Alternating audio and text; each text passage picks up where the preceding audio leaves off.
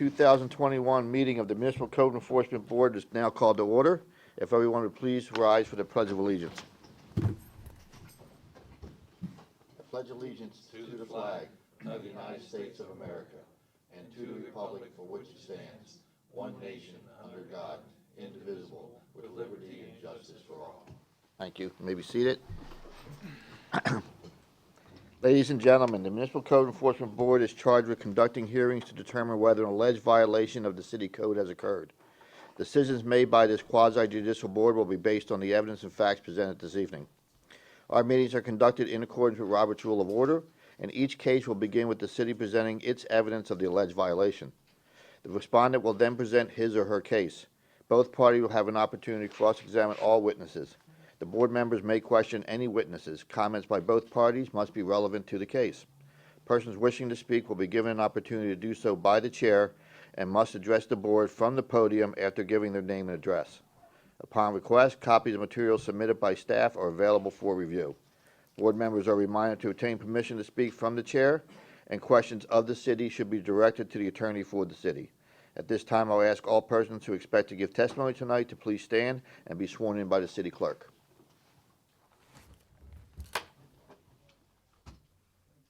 Please raise your right hand if you plan to speak. Do you swear or affirm that the testimony or evidence you're about to give or present is the truth, the whole truth, and nothing but the truth? Thank you all. As per our usual, we will be taking cases tonight out of order based on respondents being in the audience. So gentlemen, for your record, the first case will be 0846 and then 1856. And then on page 2, at least my page 2, 4196. And then 3781, 3784, 3858, and 4897, and then we'll go back and finish up the rest. Okay?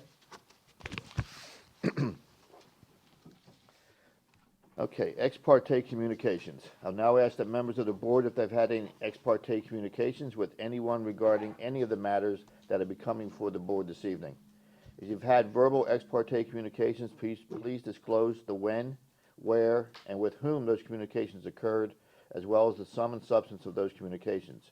If you receive written ex parte communications, please disclose the form of the written communications, who sent you the communications, and the sum and substance of those communications. Starting with Rod. I've had none. No, none. I've had none. I've had none. None. None for me. Thank you. Next, approval of the minutes. The minutes of the regular meeting held on September 8th, 2021. Has all the board members received a copy of those minutes? Yes. Yep. Are the minutes, if the minutes are acceptable with no changes, I'll entertain a motion to approve. Move to approve. Second. Motion and a second. All those in favor? Aye. Opposed? No nays. Motion approved. On to the first case. 0846. Case number 21-0846, City versus Carlos Reynoso for the property located at 308 Springdale Place. Cases before the board based on alleged violation of Section 8-102-13C, roofs maintained in good repair. Case will be prosecuted this evening by a Code Compliance Officer, Jose Silva. City has evidence that the notice of violation and notice of hearing were both properly served. Good evening, Mr. Chairman, board members. Jose Silva, Code Compliance Officer. This case was originated proactively on February 17, 2021. My inspection at the time noted a blue tarp covering being used on the roof of the residence to prevent moisture from entering the residence. This time I opened the case and monitored the location. On March 13, 2021, I noted no change, so I left the door hanger with a compliance date of April 23, 2021. An inspection on April 27 noted no change, so a notice of violation was completed with a compliance date of May 22nd, 2021. At that time, I obtained service at the residence on Natalie Reynoso. On April 28th, I was contacted by the Reynosos by email, who provided a copy of a claims letter and a building permit for the roof in the application. On September 9th, 2021, I checked the permit status and ascertained the permit had expired on August 17, 2021. and still there was no change at the residence. At this time, I'd like to submit photographic evidence of the blue tarp on the roof. Exhibit number 1 is blue tarp on the roof. Exhibit number 2 is blue tarp at the rear of the residence. I'd also like to submit a copy of the insurance letter with the original permit application and a copy of the expired permit. Accept those, thank you.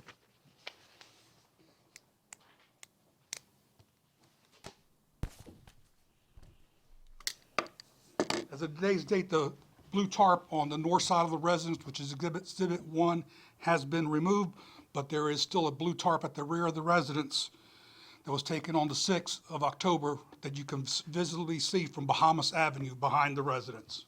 So the property is still out of compliance. Any questions for the code officer? Seeing none? Thank you, sir. Respondent, I understand, is here.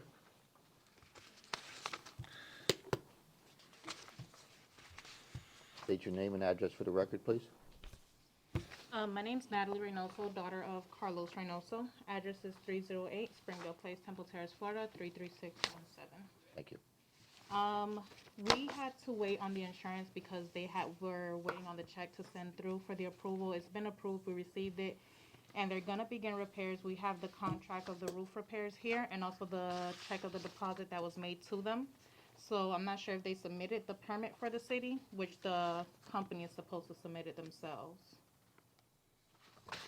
But they are working on the roof. Do you want to submit that into the record? You have copies? That's your own copy? It's original.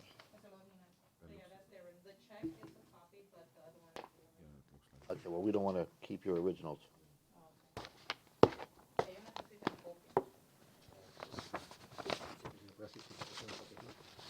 But if you want to submit a copy of the check copy, you can do that since it is a copy. ¿Tiene otra copia de esta? ¿O solo original? Es lo mismo original. Yeah, so I guess they're both original. Okay, then why don't you hang on to them then? Okay. ¿Qué tú quieres hacer? No, What can we do? So let me just reiterate what I just heard from you.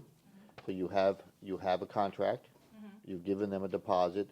Have they told you when they will start? I believe they started repairs yesterday because they have to fix the insulation and the AC duct first, and then they're going to go on to the roof. Okay, do you believe that they will be done within the next 30 days with everything?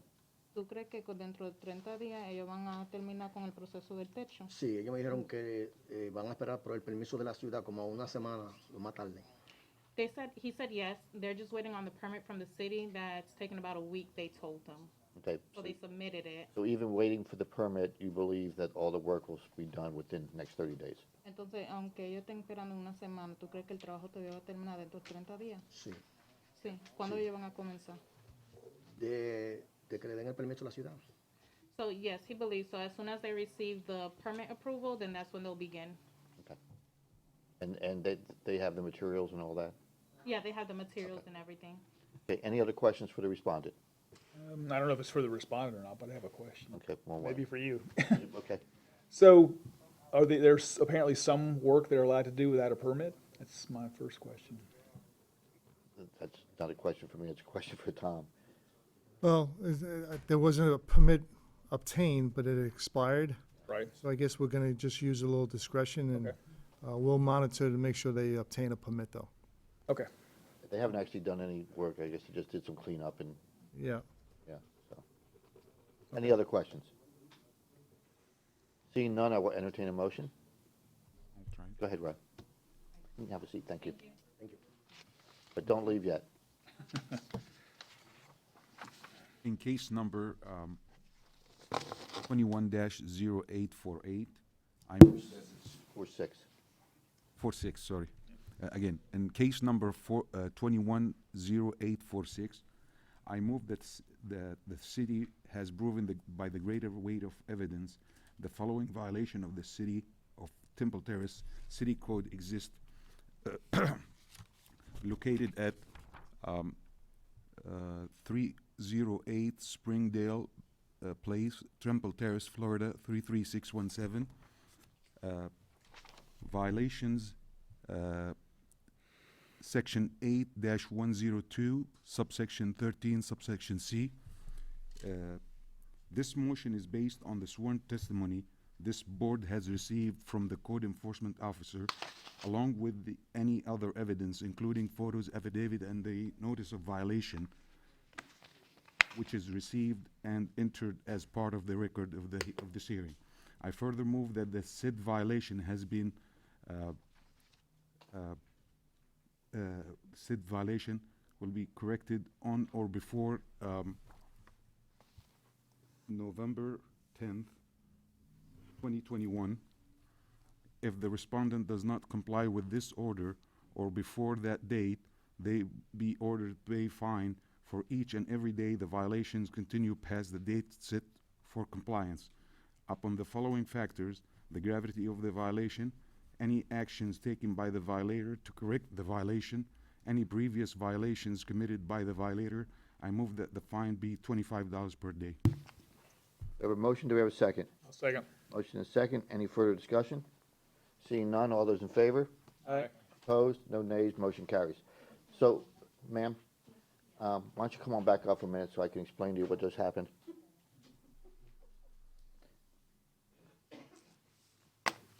So you have been found in violation of the code, okay? You have until November 10th to cure the violation, which means getting the permit, putting the roof on. Okay, if anything impedes that or interferes with that, and you can't make that November 10th date, you'll have to come back in front of us on November 10th and explain that, okay? Okay, so good luck, and hopefully, as long as everything's done by November 10th, there'll be no fines and nothing will happen, okay? Okay, thank you. Thank you. Next case? She just took photos of the contract, sent me an email, so I'll be presenting that to the clerk tomorrow morning. Okay, perfect. The case file. Okay. Ernie, since they're entering them by picture into the case file, is that something that needs to be distributed amongst the board, or? Well, you've already made a determination. We didn't even pass it through. I will also say, did you take a picture of the check She just too? took it right there, right now, and emailed it to me. Okay, we gotta make sure I think we should mark out any account numbers on that because it becomes a public yeah. record. Okay, but his testimony that it's being put is enough? Yeah, well, should suffice Okay. as a, That works. as long as the party themselves are submitting it into the record. Okay, thank you. Next case? Case number 21-1856, City versus Alma Aponte for the property located at 101 Deer Park Avenue. The case is before the board based on alleged violation of Section 8, 102, 13C,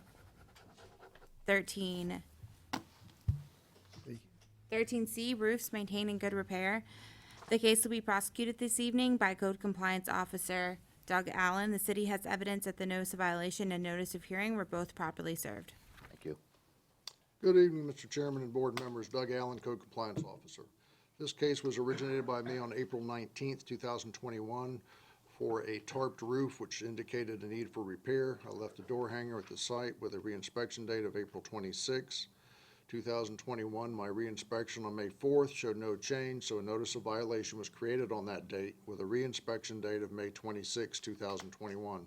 I posted the notice on the site, and a notice was also posted at City Hall, and copies were mailed, both certified and regular mail, to the address of the owner of record. The resident did contact me to state that they were in litigation with their insurance company and could they have an extension to get the issue resolved, which I did grant. After a 3+ month extension with no work being done and no change in the situation, I prepared a notice of hearing on September 16th, and the case was scheduled for the October Municipal Code Board meeting. This time I'd like to submit photographic evidence of the site taken by myself on May 4th and September 16th, 2021. We'll accept those, thank you.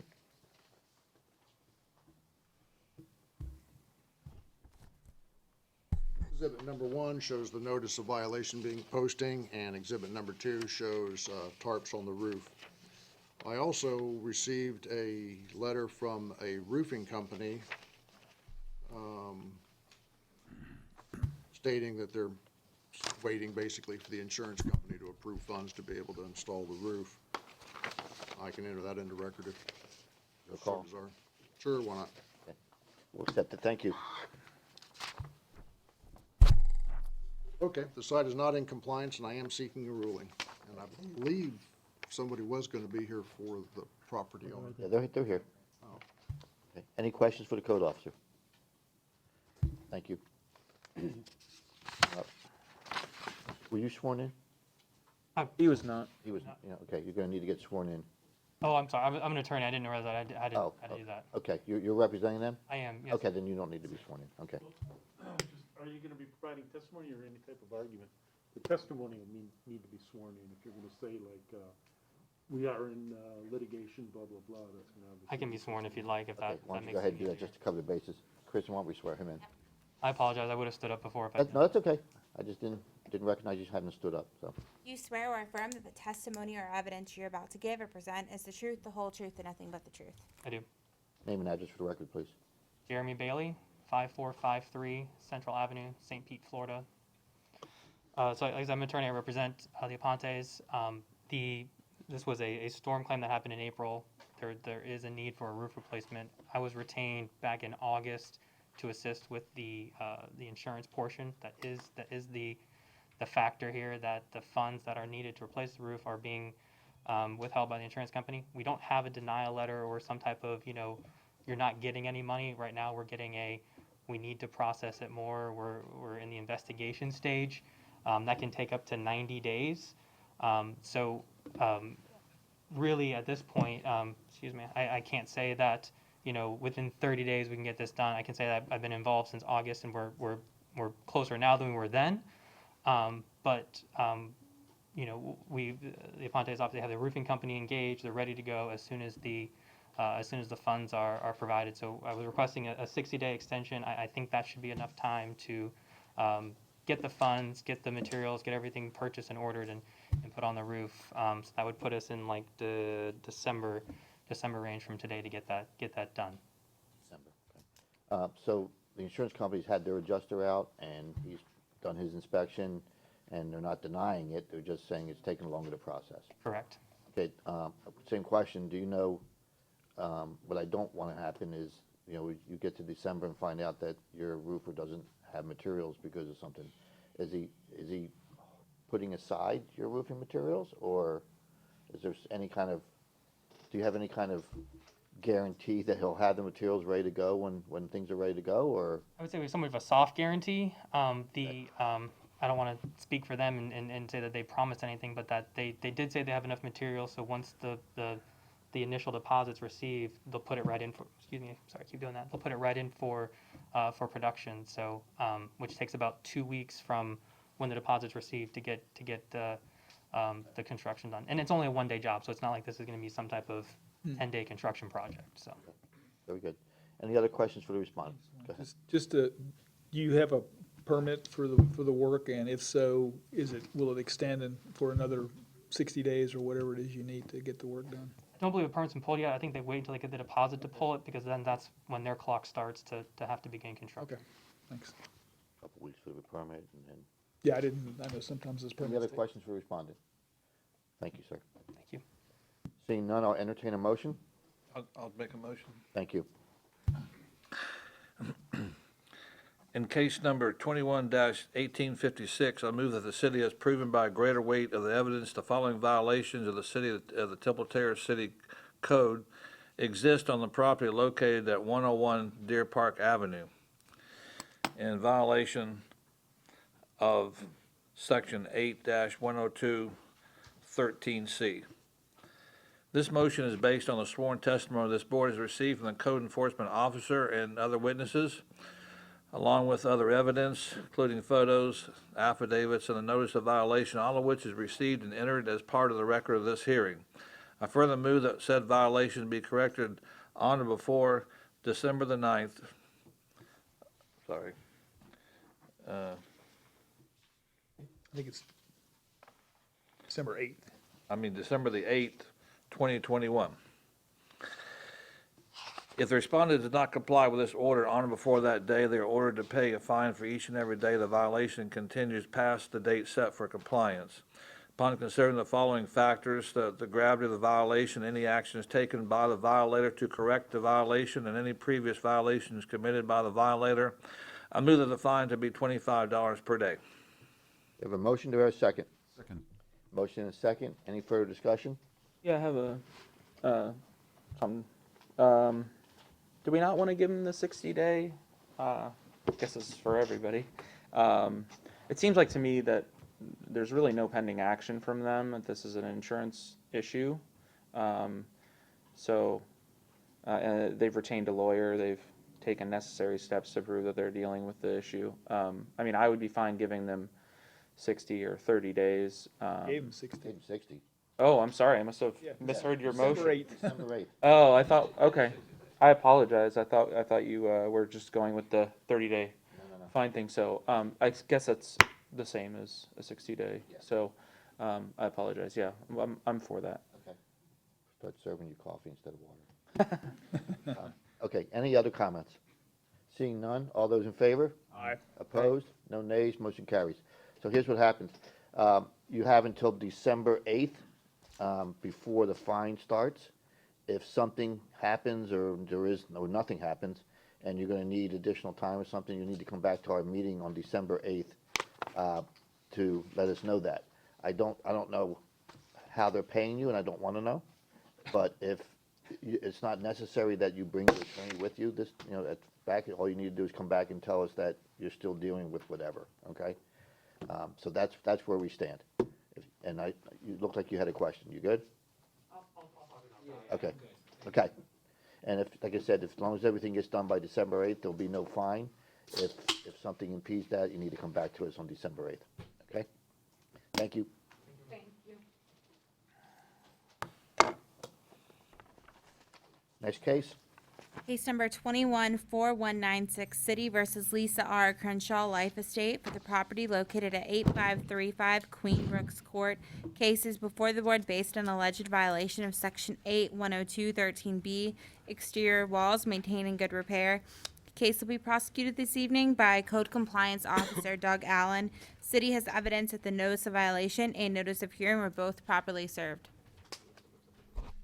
Good evening again, Mr. Chairman and board members. Doug Allen, Co-Compliance Officer. This case was originated by me on August 3rd, 2021 for a stained front wall on the gable ends of the residence. At that time, I left a door hanger with a reinspection date of August 16th, 2021. On August 17th, I observed the stains were still present, so I prepared a notice of violation on that date with a reinspection date of September 7th. 2021. I posted the notice at the site and copies were mailed, both certified and regular mail, to the address of the owner of record. My reinspection on September 16th showed no change, so a notice of hearing was prepared on that date, and the case was scheduled for the October Municipal Code Board meeting. This time I'd like to submit photographic evidence taken by myself on August 17th and September 16th, 2021. I'll accept those, thank you.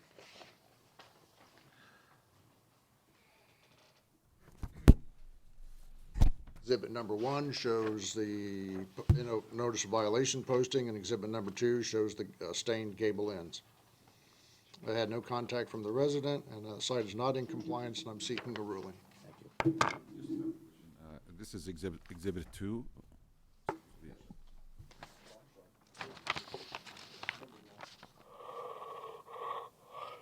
Any other questions for the code officer? Is the respondent here? Come on up, state your name and address for the record, please. Lisa Crenshaw, 8535 Queen Brooks Court, Temple Terrace, 33637. Lisa Crenshaw. Oh, so. Floor is yours. Okay, so I cleaned, but I didn't know what I was supposed to clean. So actually, I don't know what a gable is, and if you could point out on that picture what I'm supposed to clean. The triangle piece at the end. So in the, Looking at the front of your house? The the triangle. where it goes up, Yes. okay. Am I allowed to paint that? It's your house, you can do whatever. Well, I don't know, they were always, before they were particular about colors and that kind of thing, I so, don't know, do you live in a HOA or anything? yeah, Okay, well, if you live in an HOA, you may have to get approval for the colors, okay, but certainly it's your house, you can paint it if you want. okay, But there may be a simpler solution, you can, sometimes you can just pressure wash it and I had pressure washed the part over the garage and the porch and the garage door itself and cleaned the front door and cleaned the mailbox, and I just didn't know what I was supposed to be cleaning, so, But you can always call the code officer and ask him to come out and take a look at it. Say, is this enough? What else do I need to do? okay. They're happy to work with you. Okay, well, I'm happy to clean it or paint it. So, but if you give me a little bit more time. Any other questions for the respondent? Seeing none, I'll entertain a motion. You can have a seat, ma'am. Okay, Do it. Thank you. In case number 21-4196, I move the city has proven by a greater weight of the evidence the following violations of the City of Temple Terrace City Code existed at the property located at 8535 Queensbrook Court. The code violation was 8-102, subsection 13, subsection B. This motion is based on the sworn testimony this board has received from the code enforcement officer and other witnesses, along with any other evidence, photos, affidavits, and notice of violation, all of which is received and entered as part of the record of this hearing. I further move that said violations be corrected on or before November 9th?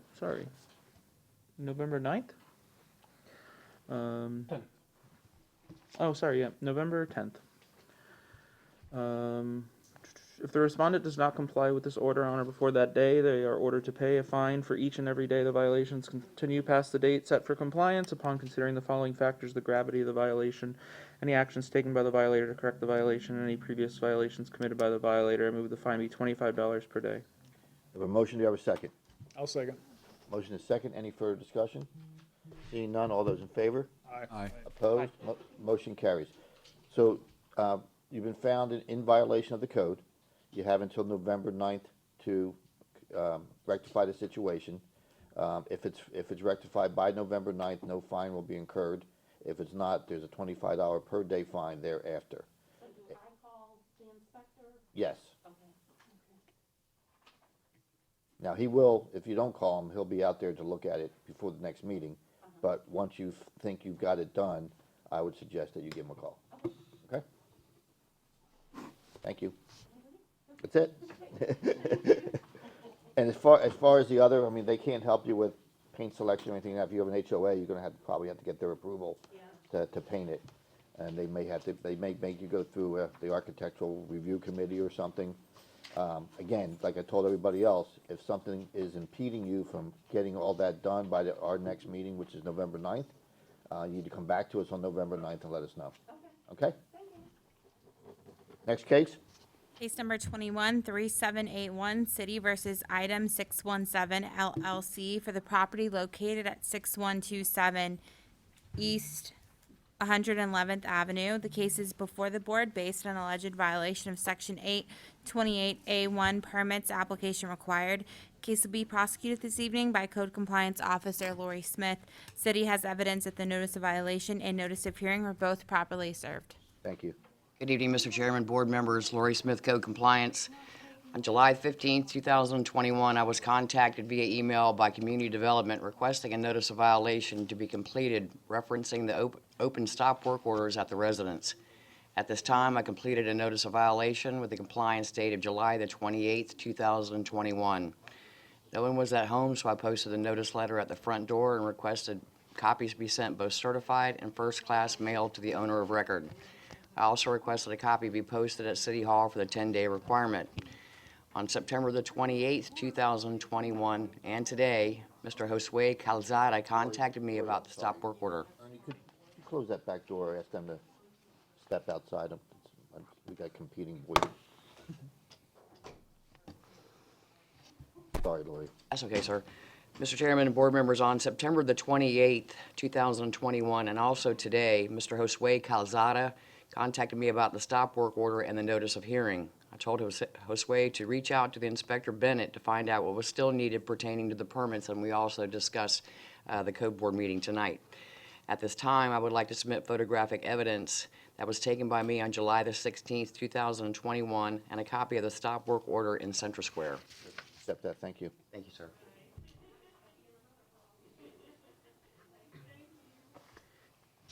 Exhibit number 1 shows a notice letter posted at the front door, and exhibit number 2 shows the stop work order in Central Square. As of today's date, the site is not in compliance, and I'm seeking a ruling. Thank you. Any questions for the code officer?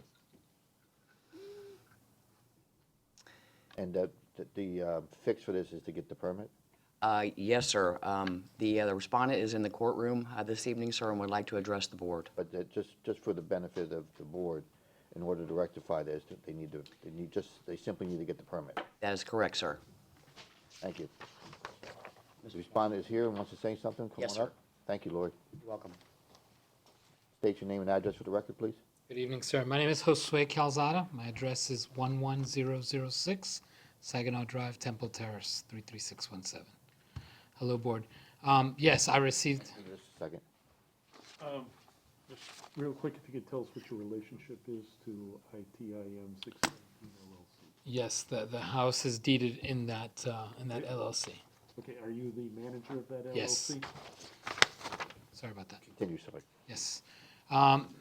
Yes, I've been working with a contractor who did get the remodeling permit. Apparently, he was not aware that there was a plumbing and electrical permit that need to be separate in the city of Tampa. My understanding from him is those go underneath his GC license. When I got the letters of this board, I contacted him, which he contacted the city, and the electrical and plumbing, which was what we were thought was necessary, have been already filed. It was today that I found out that there was also a mechanical permit that was being requested that was not part of the scope.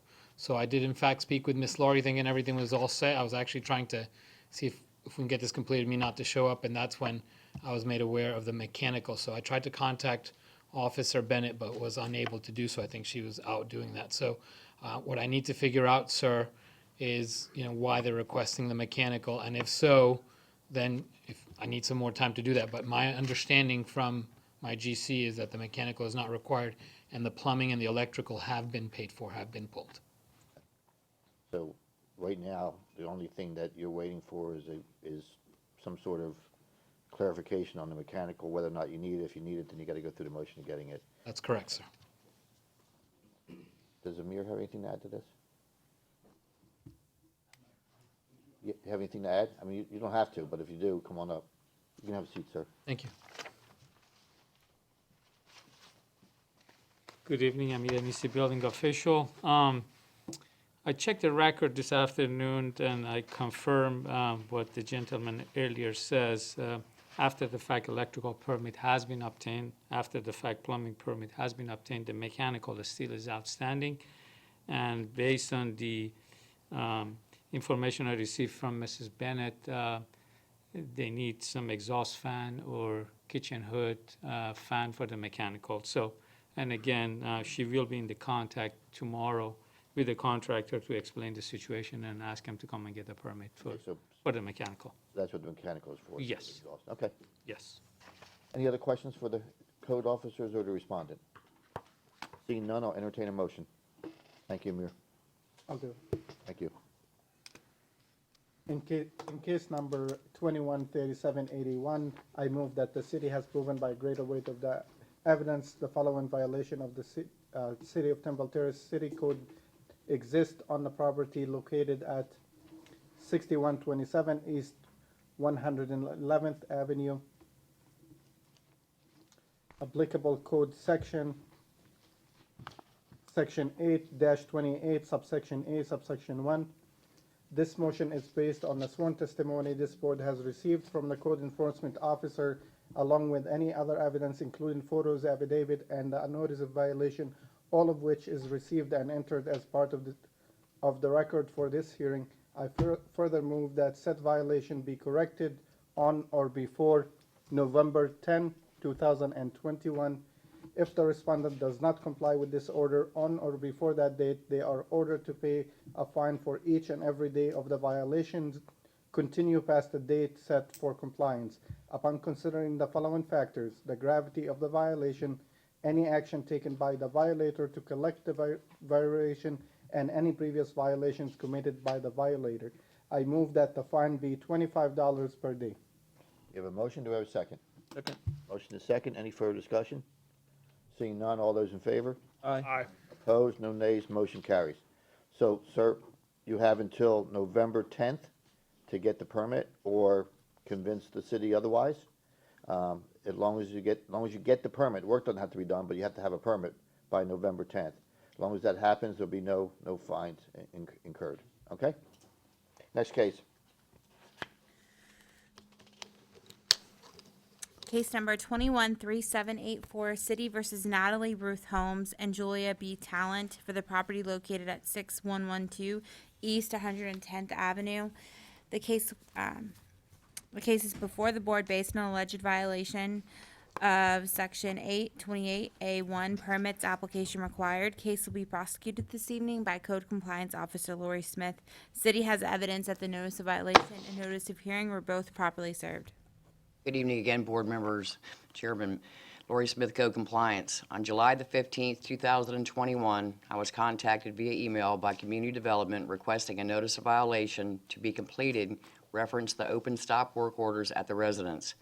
At this time, I completed a notice of violation with a compliance date of July the 26th, 2021. Affidavit of service was obtained on resident Ben Bailey.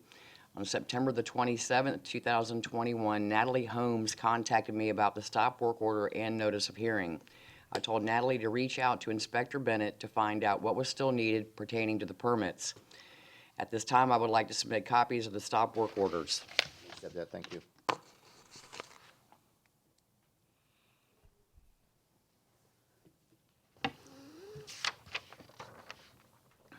As of today's date, Mr. Chairman, the site is not in compliance, and I'm seeking a ruling.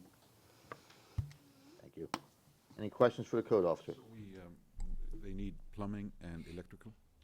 There's 4 that they need, sir. There's 4 different permits that they need. I've highlighted each one, that you should be able to see each one. Shows 4. Any other questions for the code officer? Understand the respondent is here. Come on up, state your name and address for the record. Thank you, Lori. My name is Natalie Bailey, formerly Natalie Holmes, 6112 East 110th Avenue, Temple Terrace 33617.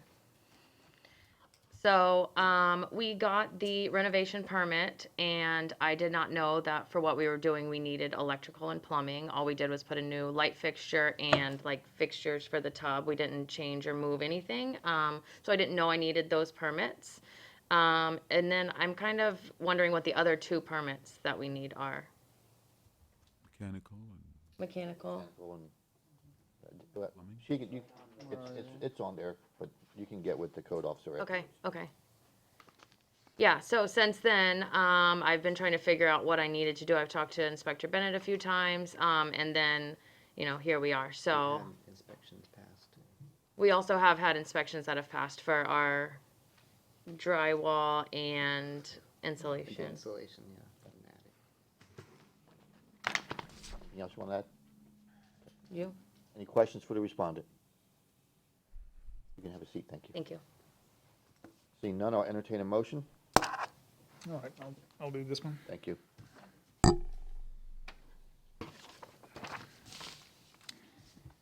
All right.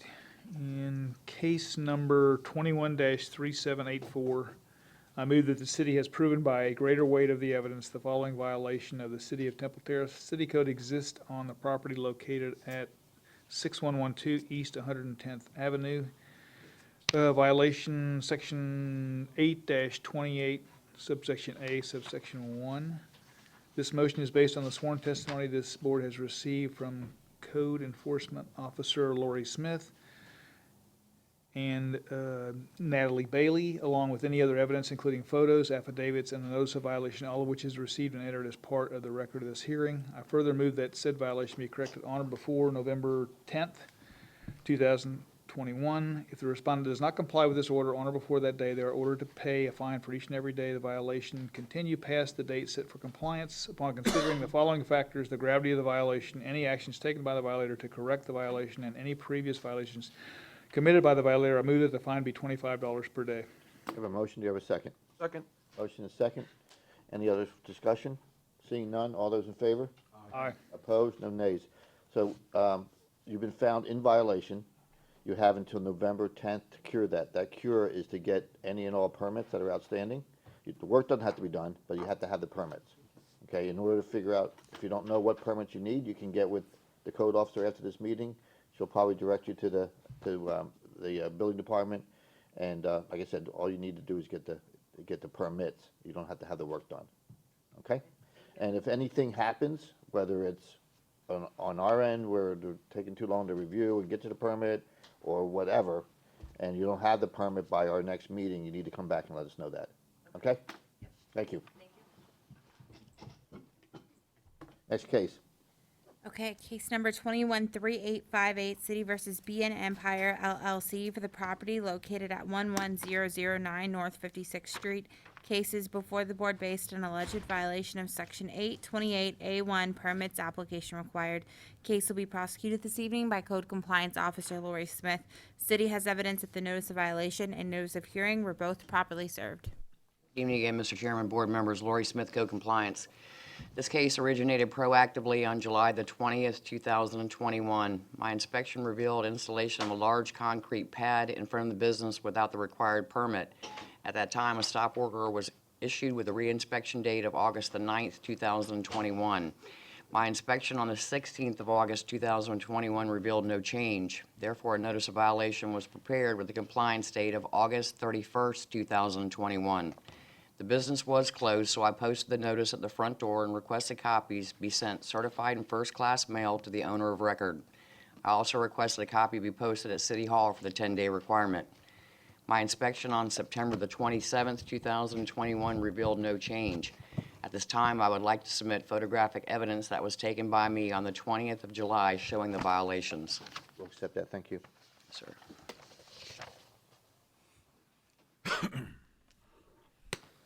Any questions for the code officer? Thank you. Understand the respondent is here? Yeah, yes, sir, he is.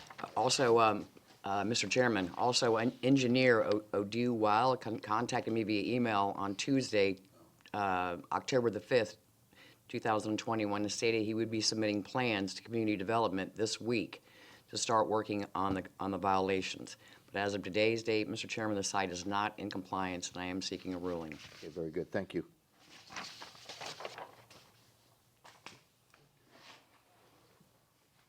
Good evening. Have you been sworn? Yes, I'm Wild Audit Engineer Record, and this is the owner of the plaza. I did communicate with emails, and I've been working with Amir on the site. Okay, hang on a second. I'm having a hard time hearing you. I don't know if the rest of you is. The mask is Yeah, I affecting understand. me. So I don't know if you want to adjust the. Okay, can you hear me now? Better, much better. Thank you. Okay. And also, if we can, just for the purposes of the record, are you the manager of BN Empire LLC? Yes, I am. Okay. Okay, I'm the engineer of record. I did communicate with the officer here, and I sent her an email telling her that we're gonna be submitting some plans of correction, work to correct the situation and bring the property up to code. I know that the property is not to code as it is now, and it needs some modifications. I've been communicating with Amir on this, and I visited with Amir this site a couple of times. I took some measurements of there are some issues with trees. There may be some issues with the parking spaces. I did email Amir some of the plans, the site plans, and they came back to me today with some suggestions and to improve, which is really appreciated. I mean, that helps a lot. So I need probably a few days to adjust the plans, and then we'll just initiate the application after that.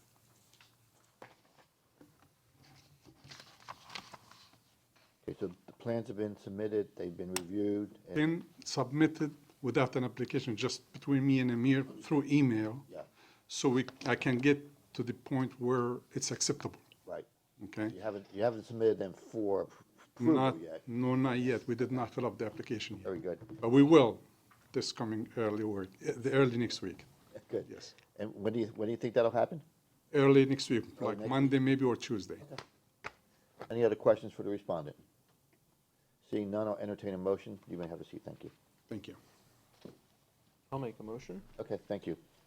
In case number 21-3858, I move that the city has proven by a greater weight of the evidence the following violations of the city of Temple Terrace City Code existed at the property located at 11009 North 56th Street. The code applicable is Section 8-28, subsection A, subsection 1. This motion is sworn on the base testimony.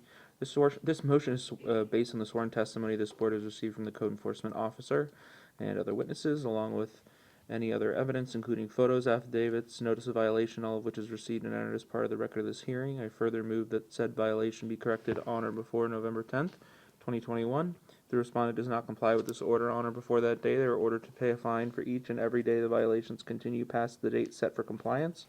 Upon considering the following factors, the gravity of the violation, any actions taken by the violator, correct the violation, and any previous violations committed by the violator, I move the fine be $25 per day. Motion, do we have a second? I second. Motion and a second, any further discussion? Seeing none, all those in favor? Aye. Opposed? No nays, motion carries. So you have been found in violation. If you get your drawings in, you get your permit, you don't, again, the work doesn't need to be done, you just need to have the permit. So as long as you have the permit by November 10th, there'll be no fine. Okay? Thank you so much. Thank you. Next case, please. Okay. 4897. Yes, case number 214897, City versus Adel Wynn LLC for the property located at 405 Park Ridge Avenue. Case is before the board based on alleged violation of section 128592, RVs, boats, and trailers. Case will be prosecuted this evening by Code Compliance Officer Doug Allen. Yep. You standing up. The city has evidence that the notice of violation and notice of hearing were both properly served. What was the violation? Let me just make sure that I got that right. Section 2828A1, permits application required, is the correct section. Good evening again, Mr. Chairman and board members. Doug Allen, Code Compliance Officer. This case originated by me on September 1st, 2021 for roofing work in excess of 100 square feet being done without a permit. I posted a stop work order on the site with a reinspection date of September 8th, 2021. My reinspection on September 8th showed no permit had been applied for or obtained, so I generated a notice of violation on that date with a reinspection date of September 20th. My reinspection on October 1st showed no changes, so I prepared a notice of hearing and scheduled the case for the October Municipal Code Board meeting. This time I'd like to submit photographic evidence taken by me on September 8th, 2021. We'll accept that, thank you.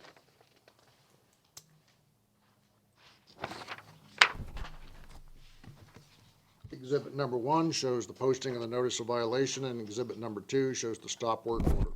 This time, the site is not in compliance, and I'm seeking a ruling. Thank you. Any questions for the code officer? Thank you. Understand the respondent is here? One question I have. Go ahead. Sure. Are they doing the entire roof? No, they were only doing part of the roof. Okay. If I had to guess at a percentage, I'd say maybe a third of the roof. Okay. What's the maximum they allowed without? 100 square 100 square feet, 100 square. 10 by 10. Thank you. We went down that road just for the purposes of the record, so the amount that you saw being worked on the roof, about a third, is greater than the 100 square feet? That is correct. Does the respondent want to say anything? No? Okay. No respondent. No respondent? Oh, no respondent. Okay. Okay. All right, I thought we had a respondent. Okay. Seeing no respondent, I will entertain a motion. I'll do this. Thank you. Still no permit. No, no permit. As of today's date, nothing's changed. And this is the case 21 4897, right? Yes, sir. Yep. In case number 21-4897, I move that the city has proven by the greater weight of evidence the following violations of the city of Temple Terrace code exist on the property located at 405 Park Ridge Avenue. Applicable codes 8-21, subsection A, subsection 1. Hold on, just for point of order, it's 8-28. 28? Yes. Yeah, 8-28, subsection A, subsection 1. Yeah, I thought I heard you say 8-21. A. 28, okay. We're on the same page. This motion is based on the sworn testimony this board has received from the Code Enforcement Officer Douglas Allen, along with any other evidence, including photos, affidavit, and the notice of violation of all which is received and entered as part of the record of this hearing. I further move that the said violations be corrected on or before November 8th, I think it's 10th. November 10th. November 10th, 2021. I'm confused with this one.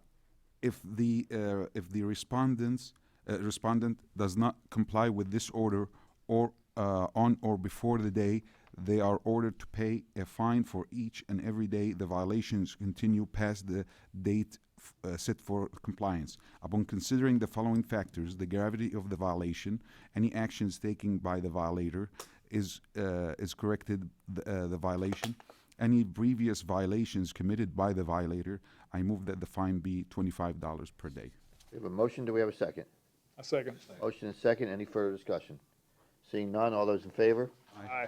Opposed? No nays? Motion carries. Next case, please. Okay, I think we had, did we have one more Amir one, or that No, was that was it? the last one. Okay, great. So we can jump to unfinished business since we have two respondents here for that. Okay. So we can go with, You want to jump to unfinished business, or you want to finish the other cases first? we have two respondents, so we could take Is them. it okay to do that out of order, Ernie? Uh-huh, we have before. We had before? Okay. Away we go. All right, case number 21-1230, City versus Robert L. Perry and Dorothy L. Perry for the property located at 6312 Jacqueline Arbor Drive. Deadline for compliance is tonight at midnight, and the respondent is here. Okay. Come on up. You've been sworn in, sir? I have. Okay. Good evening. Name and address for the record, please. Baye Perry, power of attorney for Robert L. and Dorothy L. Perry. We have finally, we acquired the permit to replace the fence, actually, and all equipment and materials were dropped off and delivered today. So commencement will begin tomorrow morning to complete the new fencing. I don't know if there's a copy of the permit is needed or anything required, but that is available. Is there anything that you want to submit into evidence? That's up to you. Well, sure, I can leave the copy of the permit. That has been acquired. It is a copy, it's not the original, right? Okay. We'll accept that, thank you.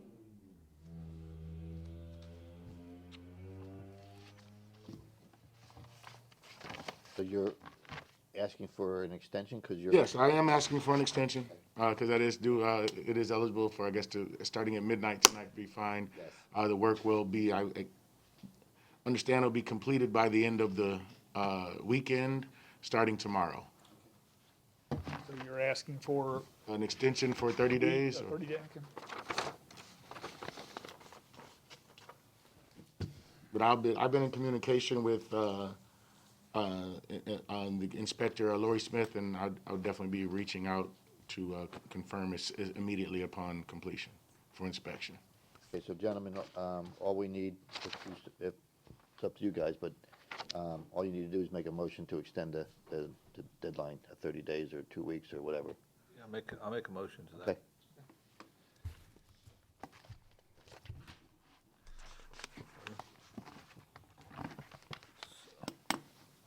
Is this still existing No, violation? all you need to do is move that case number 21-1230, that the deadline be extended to whatever, if that's your motion.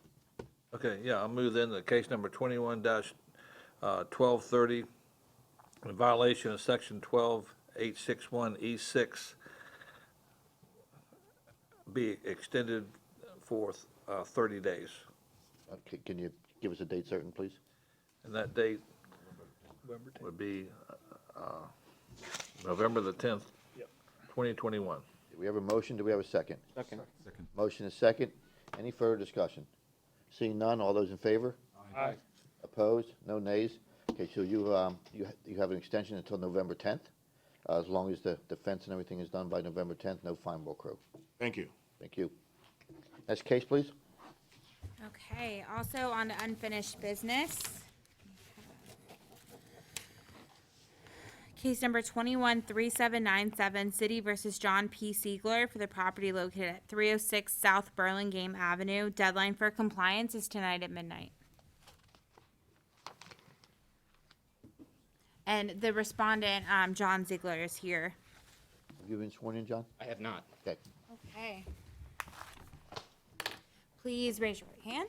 Do you swear or affirm that the testimony or evidence you're about to give or present is the truth, the whole truth, and nothing but the truth? Yes. What was yours, sir? I'd like to request an extension. Right now I had a company that was supposed to come out and give, the engineering company is supposed to come out and give the give me my blueprints and sign off on it. Let me just stop you real quick. For the benefit of this board, can you backtrack a little bit and tell us, what is the work being done, and then you can go in to tell us why you need the extension, okay? Just so for our benefit. Yes, I'm supposed to be getting a building permit, a homeowner's general building permit, and then underneath that, file for I guess it'd be a structural, a permit for a load-bearing beam that I'm opening up an area in part of the house. Okay. So it's going to be a structural engineer will come out and just verify with the type of material based off of the length and the type of load that it's going to carry. And tell us why you are requesting the extension. Right now I have Belt Engineering. They're scheduled to come out this Friday at 8:30 in the morning. I had a company and they backed out because of illness, and this one could get it done sooner. So, I mean, they should be able to get me their paperwork part of it by, I'm guessing, Monday or Tuesday. I already have all the paperwork done that I need to apply for the permit. I just need to attach that to that and bring it in.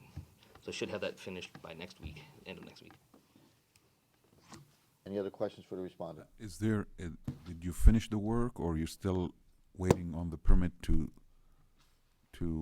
continue the work? The work is finished. I get the permit and then get the inspection and stuff like that. Okay. But the violation is for not having the permit, so. I know. Okay. But the walls open, and there's nothing, no sheetrock or anything. So. Any other questions for the respondent? Seeing none, I'll entertain a motion. Make a motion. Thank you. Case number 21-3797, the violation at 306 South Burlingame Avenue for violation 8-28 subsection A subsection 1. I move the date for compliance be moved 1 month to November 10th. We have a motion. Do we have a second? Second. Motion and second. Any further discussion? Seeing none, all those in favor? Aye. Opposed? No nays. Motion carries. So you have your 30 days.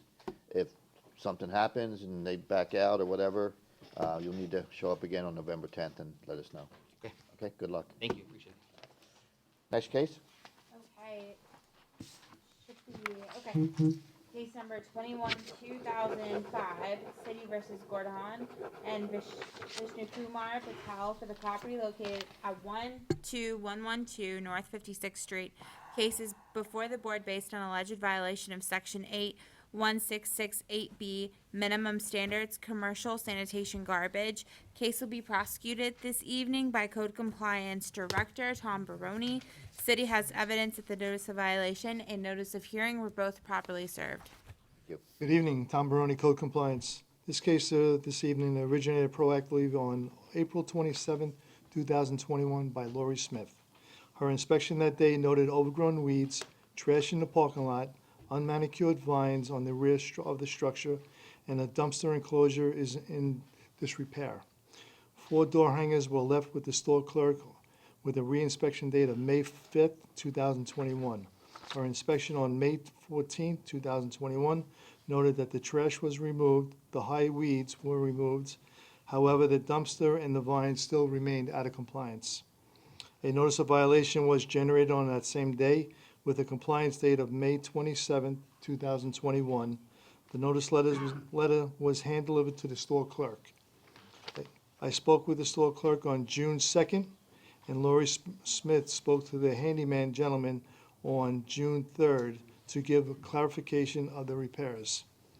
Another inspection was done on September 21st, 2021, and noted that the vines were removed from the rear wall, but the dumpster enclosure still remained out of compliance.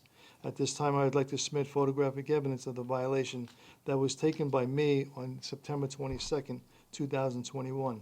Exhibit number 1 notes the left side of the dumpster enclosure in disrepair. Exhibit number 2 shows the right side of the dumpster boards were damaged. Exhibit number 3 shows the front panel is not a neat appearance. I'd like to submit at this time. We'll accept those, thank you.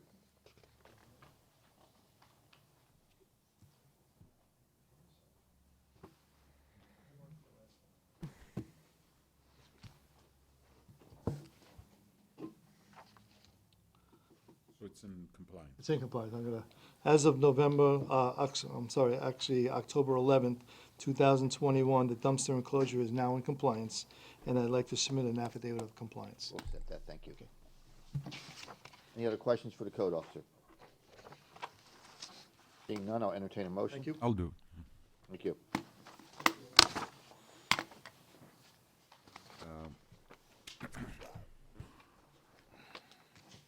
In case number 21-2005, I move that the city has proven by the greater weight of evidence the following violations of the city Temple Terrace City Code did exist on the property located at 12112 North 56th Street, with the code, applicable codes 8-166, subsection 8, subsection B exist.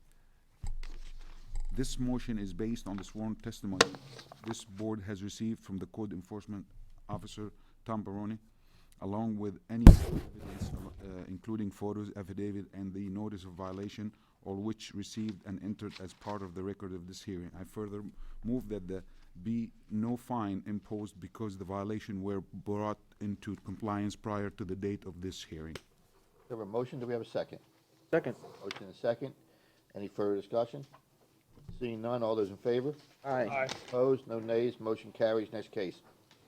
Okay, case number 214239, City versus Progress Residential Borrower at 9 LLC for the property located at 8711 Morrison Oaks Court. Case is before the board based on alleged violation of Section 10(3)B sanitation grass weeds, Section 8-102-13C roofs maintained in good repair, and Section 8-102-18A sanitation shared area maintained in good repair. Case will be prosecuted this evening by Code Compliance Officer Doug Allen. City has evidence that the notice of violation and notice of hearing are both properly served. Good evening, Mr. Chairman and board members. Doug Allen, Code Compliance Officer. This case originated by me on August 5th, 2021. I observed the following 3 violations: overgrown conditions, debris and growth on the roof, and unmanicured vines on the exterior walls. I went directly to a notice of violation with a reinspection date of August 23rd, as this is a corporate-owned rental property. My reinspection on September 16th showed no change, so a notice of hearing was prepared on that date, and the case was scheduled for the October Municipal Code Board meeting. This time I would like to submit photographic evidence taken by me on August 5th and September 16th, 2021. We'll accept those, thank you.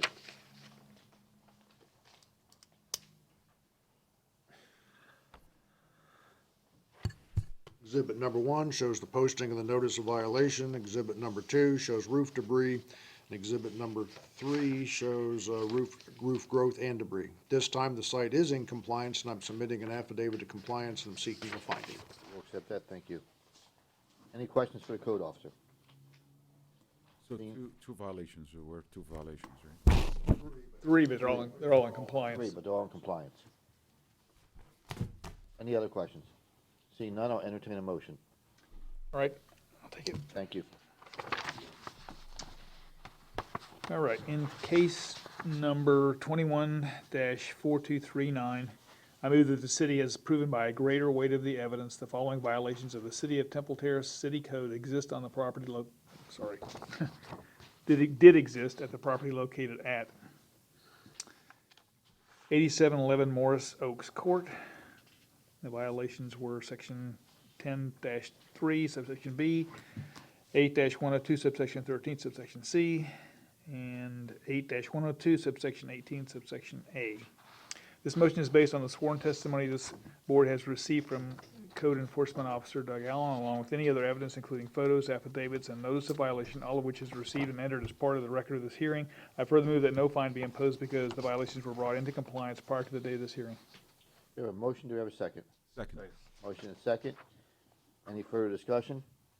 Seeing none, all those in favor? Aye. Opposed? No nays, motion carries. Next case, please.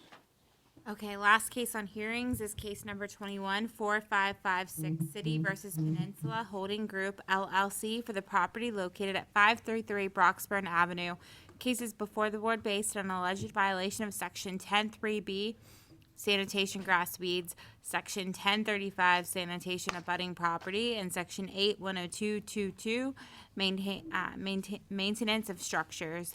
Case will be prosecuted this evening by Code Compliance Officer Jose Silva. City has evidence that the notice of violation and notice of hearing were both properly served. Good evening again, Mr. Chairman and board members. Jose Silva, Code Compliance Officer.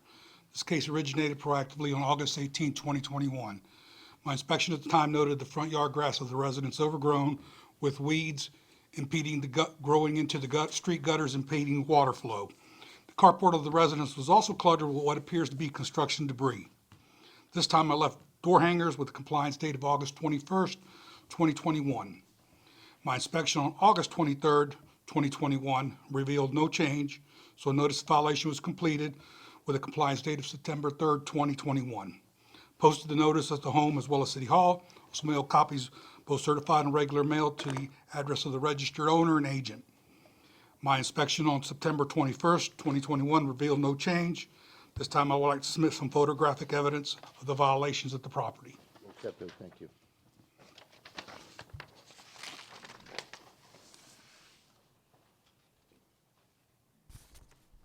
Exhibit number 1 is the notice posted at the door. Exhibit 2 and 3 is the overgrown yard in the street gutters, and 3 is the cluttered carport. Thank you. Any other questions for the code officer? Sir, at this time, the property is in partial compliance. The yard has been cut. The cluttered carport has been cleared, but there's still weeds impeding the gutters in front of the residence. Okay, so is either one of the sections closed, or are they both still open? The overgrown grass and the cluttered carport maintenance structure can be closed because those are in compliance.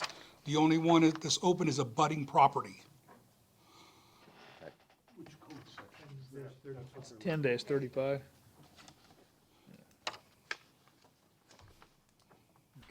so 10-35 is the only one that's still open.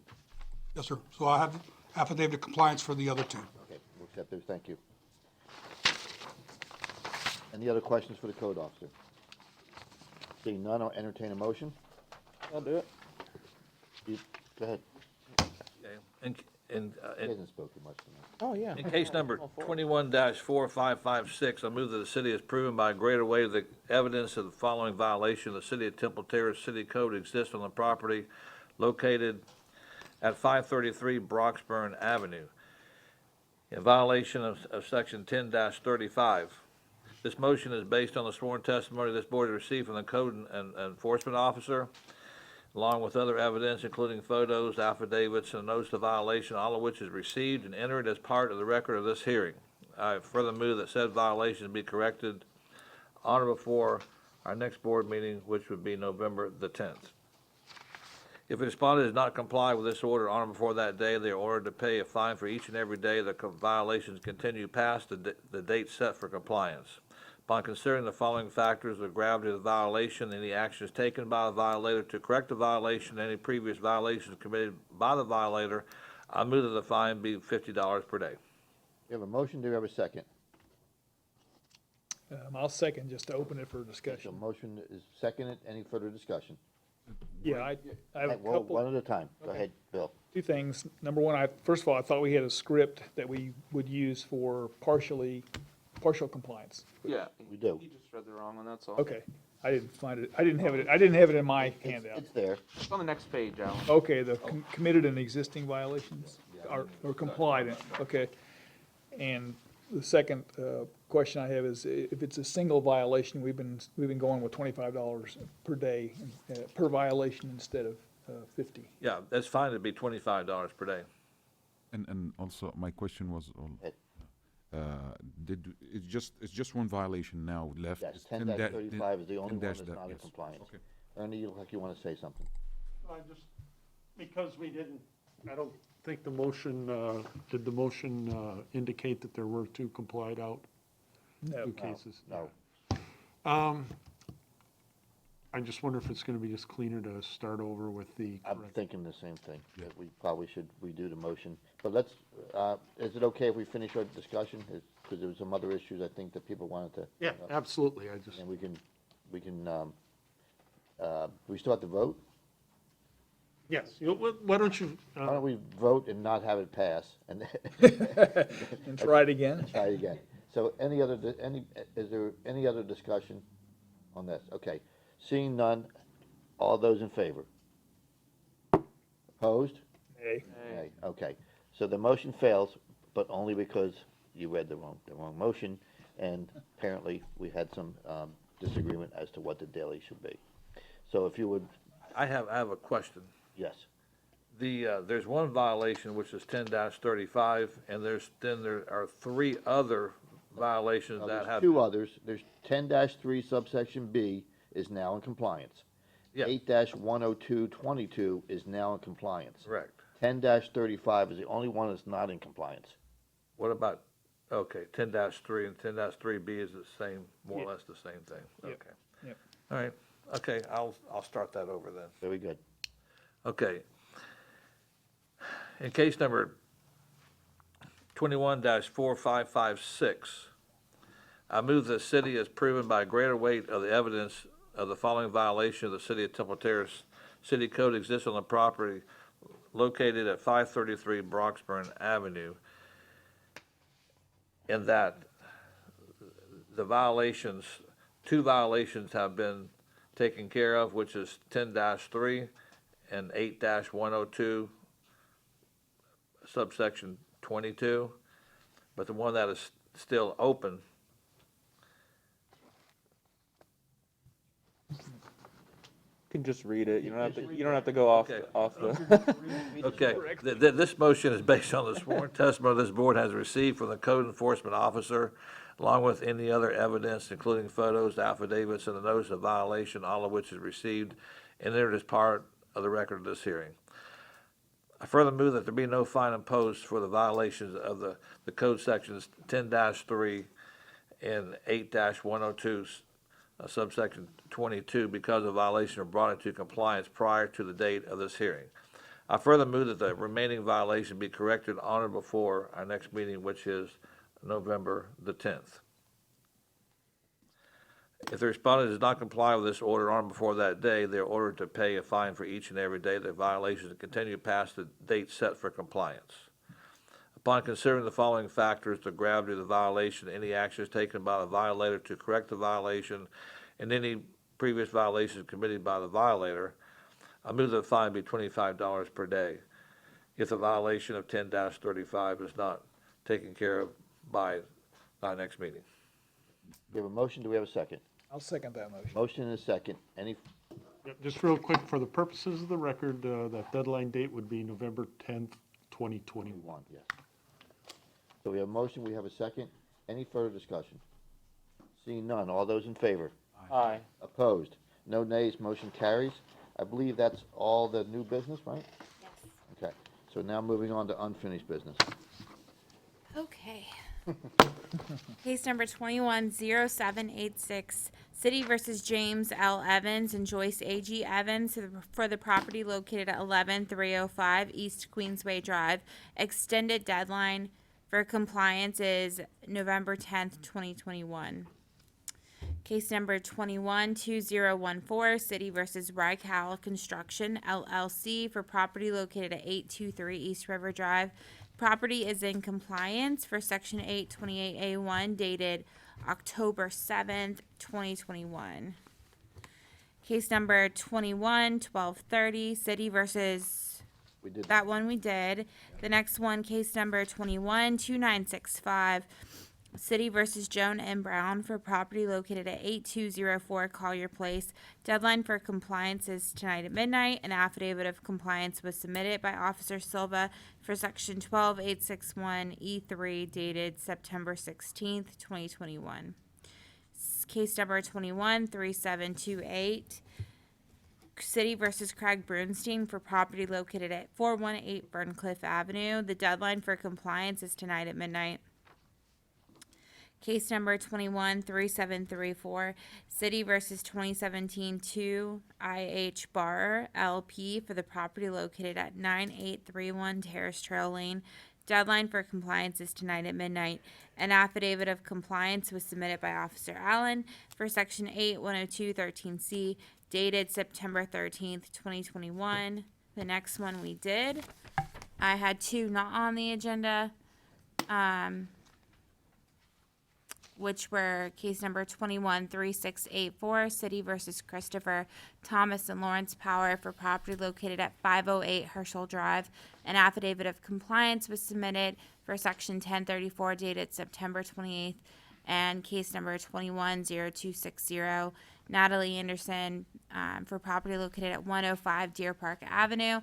An affidavit of compliance was submitted for sections 103B, 1034, and 810213C dated September 9th, 2021. And then whenever you're ready for quarterly liens list review. Let's do it. Okay. I have received all affidavits of continuing noncompliance in the following cases. Case number 080292, Christopher B. York, 7604 Leon Avenue. Case number 162397, Dudley A. Black, 9408 Hidden Ridge Place. Case number 172613, Dudley Black, 9408 Hidden Ridge Place. Case number 172746, James Stevens Johnson and Glenda Johnson, 104 Holland Avenue. Case number 194940, Robert and Lisa M. McNeil, 9406 Hidden Ridge Place. Case number 21531, Vincent R. and Cynthia J. Atkins, 5513 Temple Heights Road. Case number 24202, McNatt Family Enterprises, Ltd., 12904 North 56th Street. Case number 25214, Timothy Thibodeau, 113 Glen Ridge Drive. Case number 210604, Anthony and Jillian Moore, 941 North River Hills Avenue. Case number 210070, A&T Hospitality LLC, 13294 Telecom Drive.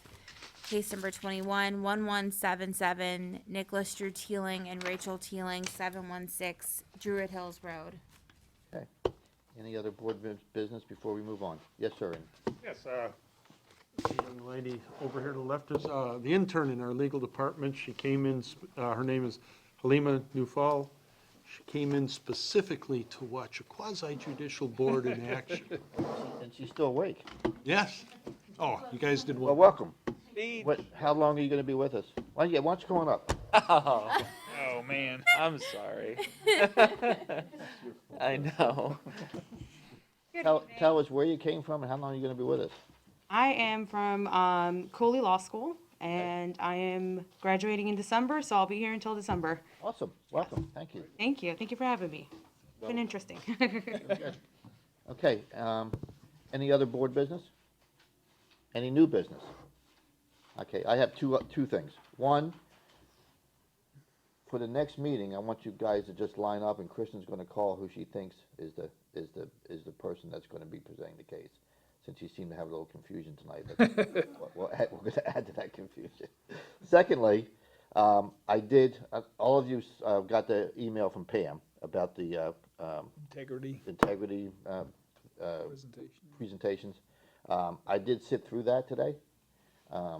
While it's not required for you guys, I strongly recommend that you take that one or some other form. Kristen is looking into kind of some self-directed courses. This one was led by a former City of Tampa City Council member. It was very good, and, you know, I've been doing this for a while, but there were some things that I had forgotten, and it's just good for you guys to hear some of that. And just one takeaway, for instance, if, you know, for instance, if I run into Rod's son out there somewhere, and I say to him, man, I really hope your dad gives it to him tonight, gives it to whoever, John Smith. That's a violation, because I'm using his son as a conduit to get to Rod.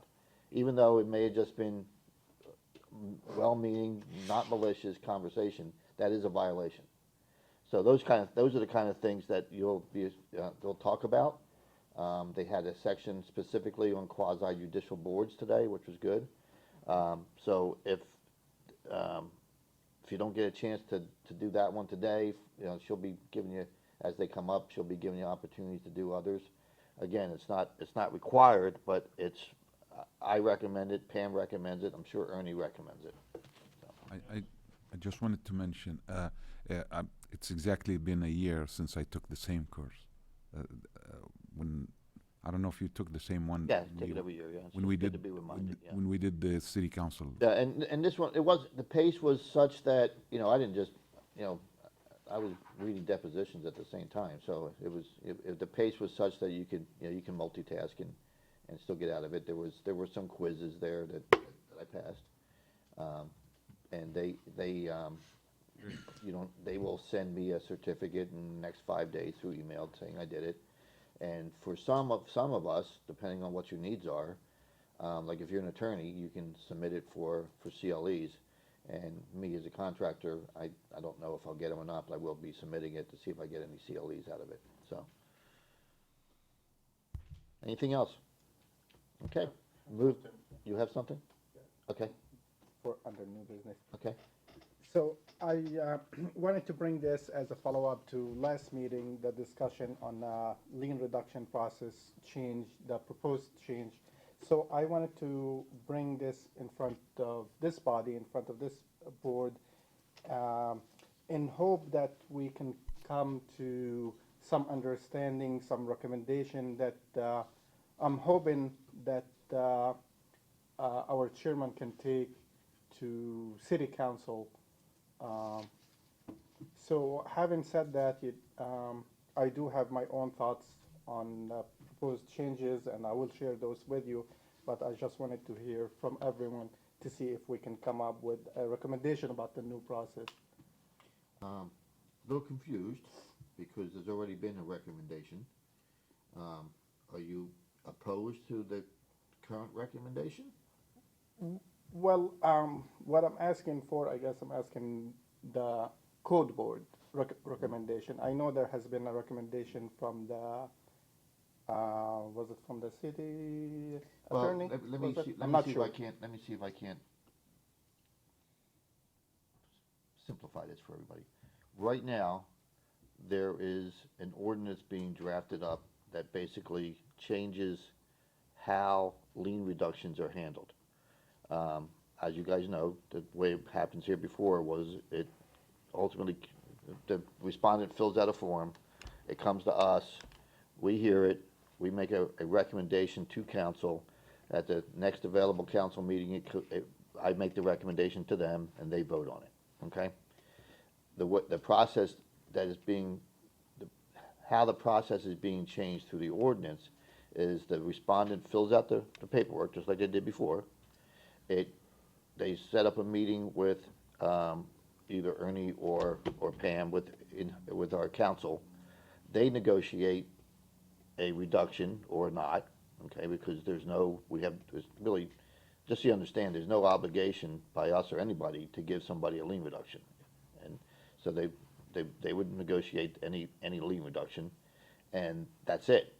The only time it would come in front of the council or anybody else is if the person that they were negotiating with didn't like the lien reduction or thought that they were being somehow mishandled. Then it would go to the city manager first, and if he can't come to some sort of agreement between the parties, it would go back to city council. But again, the citizen has no right to a lien reduction. Okay, it's something that the city offered in an attempt to get properties into compliance and get houses sold, et cetera. The reason for changing it was to make the process more efficient, okay? Right now, people, and it really becomes a deterrent when the houses are trying to be sold. And you see it time and time again, that people come in front of us, they didn't know, they sold the house with fines that they bought, they didn't know, or they knew, and they thought this one thing or another. That this is an attempt, and I, quite frankly, personally, I agree with it, is an attempt to streamline that process so that people aren't waiting months and months and months to get a lien reduction, and B, we don't interfere with a potential sale of a property.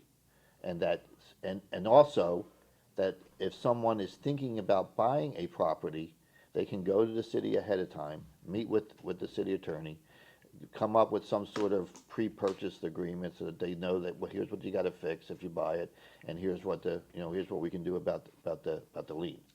So it's a win-win for the respondents, in that A, it gets done a lot faster. B, potential buyers of houses that have liens on them can know ahead of time going into the sale what's expected of them, and it just makes it cleaner for everybody involved. That's at least that's my opinion. I second. Sorry, could you, the current proposal is, under, our council, Ernie or Pam, and then it goes to No. council, or just that one body?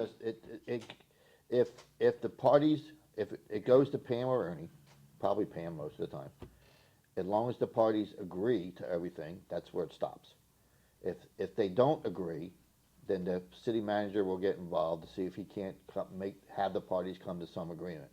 If those two parties can't agree, then I guess they have, they can go to council and say, whatever. But again, we keep in mind, the city has no obligation to, the deal is lien reduction or original fine. There's no obligation by the city to give a lien reduction, and there should be no expectation that you will get a lien reduction. It's a negotiation. It's a service that the city provides to try to bring houses into compliance and make things easier for the respondents. May I ask Just a second, let Ernie speak. Well, let me just add a couple other things too, is what the legal department can do is, we have legal considerations that really is difficult for the board and the city council to do. And there's other considerations that we can do that is not within your jurisdiction. For example, if there's like permit fees or any types of fees. Outstanding water bills or whatever, right, yeah. And that way we can, like right now, and it's come in front of us, there's been properties that have outstanding liens and outstanding utility bills. This board can't do anything about the utility bill, okay? We can only address the lien. The way the ordinance is being drafted is that the attorney negotiating with the respondent would have the ability to tie it all up in a nice little bow and have an agreement for everything. And maybe that means a reduction in the outstanding balance on the water bill plus a lien reduction, or full payment of the water bill and a lien reduction, or whatever. And again, all that is to expedite for the respondents a settlement for all the outstanding issues involved with a particular property. David, may I have? Yes, sir. But that's not gonna take the role of Director Barone. No. It's gonna be communicating with the attorney. Absolutely. On the cost of the city and what's satisfactory for him or for the city. Well, what you're asking is, yes, I absolutely, we'll be getting input from Director Barone as to what the costs were for the department, so we can account for that. The front end doesn't change. I mean, the front, if, right now, if somebody wants a lien reduction, there's a form they fill out, an application. That doesn't change. Once Ernie and or Pam get that application, they're gonna call Amir, they're gonna call the water department, they're gonna call Tom, and make sure that whatever else is outstanding, so they know the full picture when they sit down with the person. But all that's gonna happen a lot faster than waiting for us to come to us, and then waiting for us to make a recommendation, and then going to council to make a recommendation to them, and then have them vote on it. It's just a way to streamline it, and to take care of, because a lot of times, especially lately, it's not just a lien. There's a lien, and there's outstanding utility bills, and, property tax issues, et cetera, et cetera, et cetera. So it's an attempt to wrap it all up in a neat bow, have it done more expeditiously. Certainly, Tom's gonna be involved now, and Tom will be told afterwards what the deal was. Specifically, it's important if someone is buying a home that has liens on it, they have to be told, so that they're not putting a notice on a house where the person has a purchase agreement with the city, that they know they gotta fix A, B, C, and D, so that we're not tagging them again for something that they had already agreed that they would have fixed by December or something. So that's the way that the ordinance is my understanding of how the ordinance will be written. So, did you have like a proposal of how you would like to see it? Yeah, I mean, I have a list of concerns about the proposal, and I wanted to really hear from the individual board members of this code member what they think about the proposal, the new proposal. My biggest concern is that the citizen, when they ask for a lien reduction, they like it to be reviewed by members of their peers. So it seems to me that we are taking a board-centered process and making it maybe, for the lack of a better word, less transparent. So that's one of the issues I have with that. As far as streamlining the process, I totally agree it needs to be streamlined. But I think the main problem here is that the buyer, the petitioner, are usually not allowed to apply for lien before they are in compliance. So if they are allowed to apply for a lien reduction before compliance, then there is no issue. I just don't like to take a process that is public sanctioned with public comments and make it less transparent. That's really my issue with this. When a buyer buy a distressed property and they know they have a lien on it, and they usually takes them quite some time to bring it into compliance. So 2 months is really not a big issue. It probably take them about 1 year to bring it into compliance. Maybe 2 boards are overkill. To take it over to 2 boards are overkill. Take it to the code board and then the city council board. Maybe it should stay with 1 board, but I would definitely like to keep it within public setting of a board setting. These are my thoughts on the issue. Good, Tom? Just I want to make 2 comments, and I heard you. Just so you know, a property had to be in compliance for 35 days before it could be a lien reduction presented to the code board. That's not gonna change. I don't know. It's not. It's not gonna change. Okay, but I'm just saying in the It has to past. be I'm just saying in the past. 35 days, yeah. Right. For somebody that it owns the property, okay, they still can't, the front end doesn't change, okay?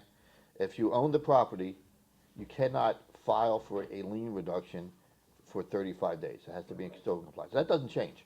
What will change is the speed at which they get a lien reduction after the 35 days.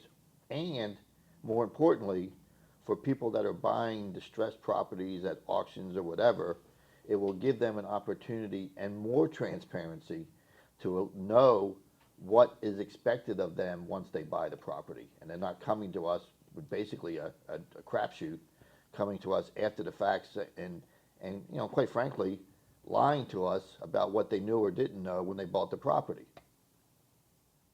And the other thing I'd like to say, sir, is when there's a change of ownership, the fine stops. So I just want you, so if a person buys a property, that accruing fine stops the day of the purchase of the property. And then the code department will generate another case once the new owner takes over the property. Eventually, the code officer may open up a case if the violation still exists.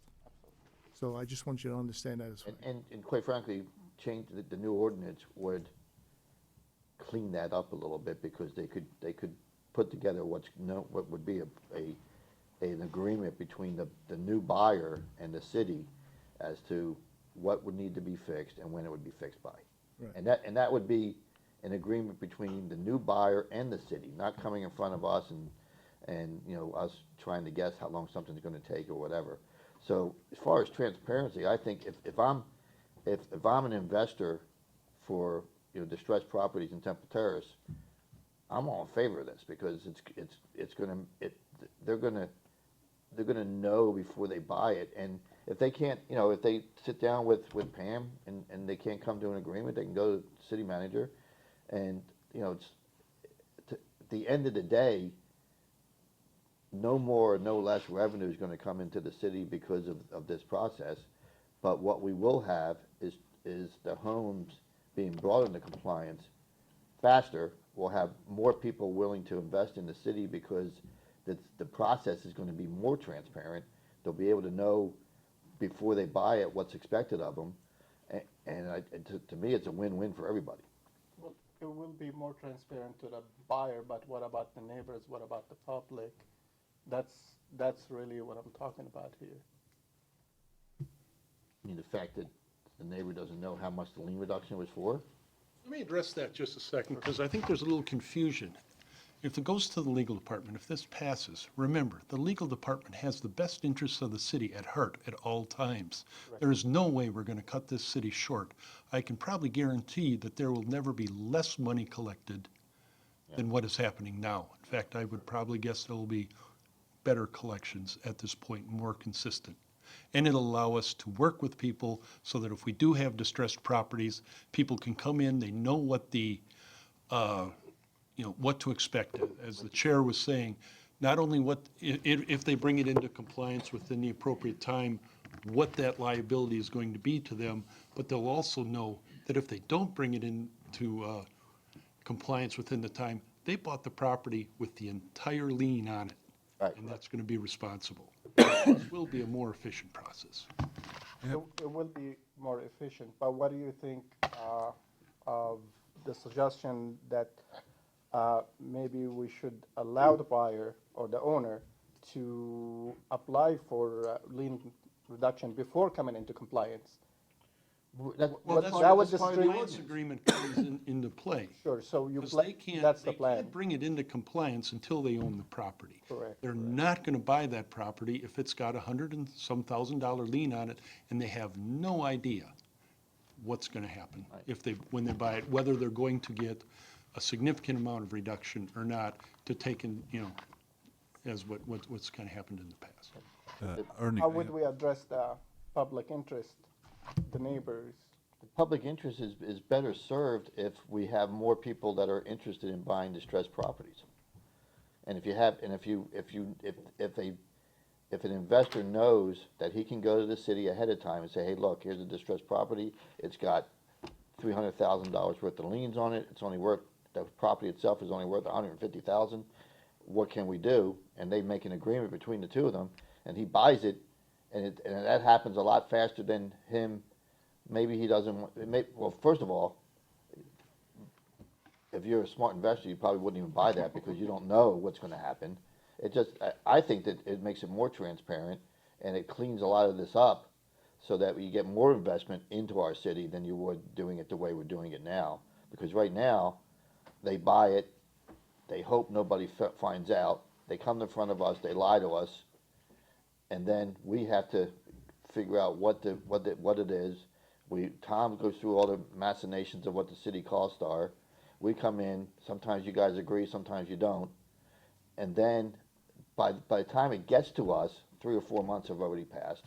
by the time it gets in front of this, the council, another month or two has already passed. So meanwhile, these people don't know what's happening, and they have, I mean, it was said in public at one of the last lien reductions that this guy was considering not reinvesting in the city because of the way it was handled. Now, maybe it was a lot of smoke, I don't know, but this at least brings transparency to the process for especially for those that are thinking about investing in distressed properties within our city limits. I have a couple of questions for Ernie. We heard that other cities are doing Need to go? Go. this. So can we get exactly how they're doing it? Did you look into the other cities how they're doing it? I And did what's this for our the city town? of Tampa, and- Hang on a second. Hang on a second. Alan, before you go, come back and have a seat just for a second, please. Because I think this is where we're coming down to. Are you opposed to the ordinance as you understand it today?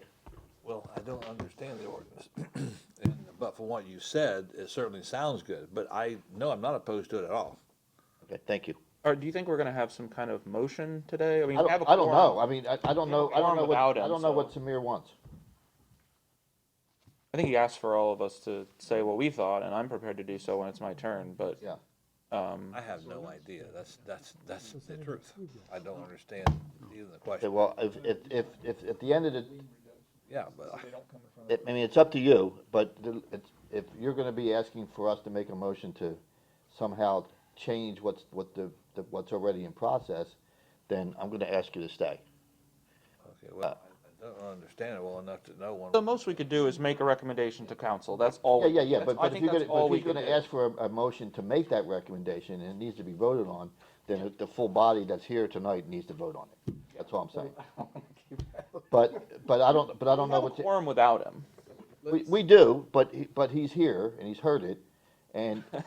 Sounds like he doesn't really know So, about it very much. so I guess the way, if we're gonna cut to the chase, are you proposing a motion to make a recommendation to council that they revisit the ordinance? Well, I don't know if the ordinance has been actually fully proposed. I mean, I think there was a proposal, and I don't think there was. They're drafting the words right now. Yeah. So, if, Scheduled to go for first reading, to be discussed and stuff Perfect. on the next city council meeting. Right, so really what I wanted to do is to hear from each, and come up with a recommendation, not necessarily a motion or anything like that, maybe just a recommendation that the chair will take to the council, and this is what we discussed. If we have to do a motion, we'll do a motion, but I definitely don't want to keep Alan. I don't either, but it's important. It's important, and I understand you guys are not as close to it as I am, because I participated in the discussion for the ordinance. I haven't seen the actual language of the ordinance yet. I don't know that I will. I mean, they don't need my permission. When do we expect to see the language? So the next meeting is when the first reading for the new ordinance will be? The 19th. Okay, so I guess, Samir, what I'm asking from you is, I mean, you keep saying recommendation, but I can't go to the council and say the board recommends Okay, we'll do a something. motion. So do a motion to somehow summarize what it is that you either want to change from what you understand, or what you want to add, or just somehow summarize what it is that you want done. Sure, have we heard from everyone? Yeah, I'll Well, give just, we can do that, and we can hear from everyone, but. before he makes a motion, Yeah, right? yeah, absolutely, yeah.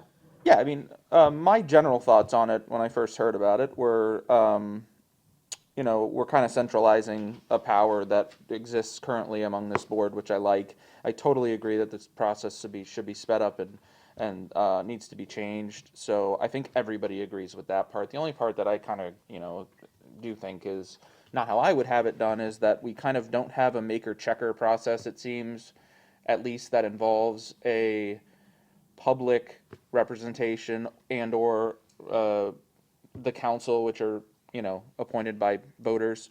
I would like to see just like a control put in where When Ernie comes up with an agreement with someone, it goes to council every 2 weeks, and they say, this is what we came to the agreement of, just so there's like a public square around it. It's a lot of money. Yeah, well, And- to address that, there was discussion, and there will be language that I understand in the ordinance where the city council will be given a report Yeah. of what happens, how many lien reductions came in front of them, what the original fines were, and what the lien reductions were. So that, for just that reason, so that council can review that, and if they see things going off the reservation, we can change it. Yeah, okay, that makes me feel a lot better about it then. So there will be a report whether it's every 2 weeks or every month or something, I don't know, depending on how many lien reductions we get in that month. But there will be a written report given to council. I know that there's going to be a report. I can't remember if that part was codified, but that is the absolute plan, is that there's a quarterly report. And in answer to your question with, how are other people doing it? I did this for 13 years for the city of Tampa. I brought in, on average, except for like in the 2008 period when we had the big dip, $1 million plus a year. But they have tons of properties, tons of violations, much more. There's not going to be anywhere near that here. But I have plenty of experience doing this. And the city of Tampa is closely aligned with the new ordinance that they're proposing here. It's in that. There's many parts, what the process, okay. The ordinance itself is, you don't get too involved, too detailed into an ordinance, but what it does is it delegates that it comes to the legal department and speaks briefly on what, kind of what's gonna happen, that the application goes to the clerk's office, and then instead of coming here, it'll come to us, we'll get input from the code enforcement department. And again, I don't think the input from the code enforcement department is exactly codified, but that's going to be a very important part of the process. So effectively, But we we're just doing- basically having it come to us, it allows us, I do believe it talks about the compliance, the ability to do compliance agreements and stuff like that. Effectively, you're doing something similar to what you did in Tampa. Okay. Yeah, and I don't think anybody has a problem with you have done it for 13 years. I just, like collecting $1 million is great, but it's kind of circumstantial. Like sometimes we've given no lien reductions to some people and lien reductions to, 95-year-old people that are been in Double Terrace for life. Well, yeah, but what he said, it's not just about collecting as much money for the city as you can. It's very circumstantial. I think it shouldn't be up to 1 or 2 people. It should be up to the public, was kind of my thought. So if you were to recommend that to finalize the whole process that Ernie does to the board or to the council before it's finalized, I would be for that, because it's just one layer of transparency that I think should exist formally. That's really my only issue with It kind of defeats the purpose of effective. Pretty much. No, it doesn't, because council meets every 2 weeks, and it speeds up the process tremendously. Then it doesn't come to us, which we only meet once every month. So it would be much quicker. At max 2 weeks. If you can get on the agenda. And I guess, I don't know, I think the fact that the council is gonna be getting a report telling them what lien reductions were made and what the reductions were made, I think that, to me, that gives me a comfort level. Correct, but Yeah. it's a quarterly report and it does not. And it's after the fact. It does not, right. It's after the too late after that. It's already been and done. it does not address case per case. I think, I don't think the the proposed new process addresses really the public interest in this process. I would definitely be in agreement with your proposal that to bring it back to one Just of for the finalization. one of the boards, either this board or the city council board. I would actually say this board probably has more of experience dealing with this issue. Well, the whole reason why we brought it in front of the council to begin with is because we can't finalize that. Yeah, it would have to be council. It would have to be council, not us. Well, We also meet once a month instead of once every 2 weeks. right, but we're changing the ordinance, so it can be. No, but we don't, we don't have, you can't write an ordinance to give us that power. So it would have to It go. would in have to front. go to council after Okay, us regardless. either way. And we can't, and we can't. As long as there is public. But they're elected by us. And we can't so- deal with the other issues like outstanding water bills, et cetera, et cetera. We just, Correct. we don't have the authority to do that. So I'm still missing what part, you know, I guess if you could, right now, I think that ordinance is fine, I still do. But I see you have a concern. Yeah, the new ordinance. I see you have a concern, but I'm not understanding exactly what that concern is. Do you think somehow that the respondents are not gonna be treated fairly? No, that's what what I'm saying is the current process is citizens and peer centered, where each case, lien reduction case comes in front of a board with opportunity for public comments. On TV. So on TV, the new proposed process, it will be a closed process, you know? And that is really my concern here. I want an opportunity for the public to see these proceedings on case-per-case basis. That is really my concern here, in a nutshell, really. I guess in theory, I understand what you're saying, but, you know, if Joe Citizen isn't treated fairly, there's two steps that they have to file that grievance. One is to go to the city manager. And then secondly, they can still come back in front of council. And again, keep in mind that no citizen has a right to a lien reduction.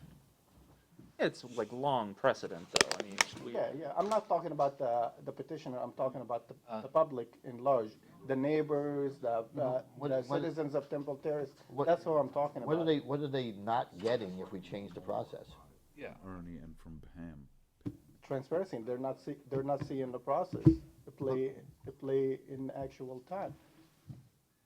But, Right. can I ask? Yeah, sure. Go ahead.